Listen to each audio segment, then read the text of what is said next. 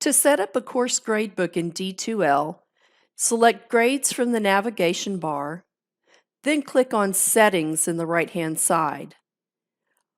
On the Personal Display Options tab, set up the grade details. For this tutorial, we are going to set our grades to display as points, symbols, and using color schemes.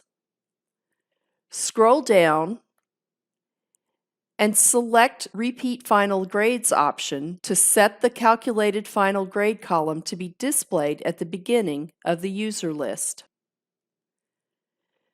Finally, use the drop-down menu under Start Page to ensure that the page first opens to enter grades when the Grades link is clicked on the navigation bar.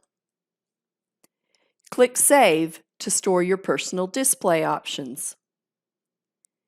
Next, click on the Calculation Options tab.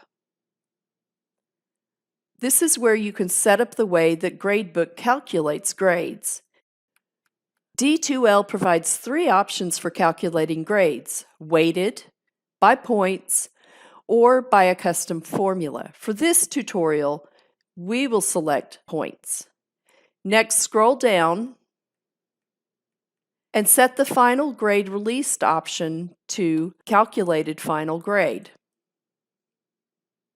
Under Grade Calculations, D2L allows users to either set ungraded items to be excluded from the final grade calculation or to be treated as a zero and calculated into the final grade. We will select the latter.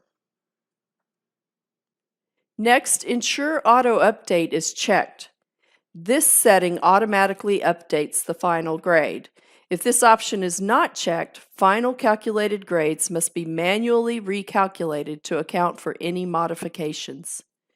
Click Save, and you have set up your gradebook in D2L.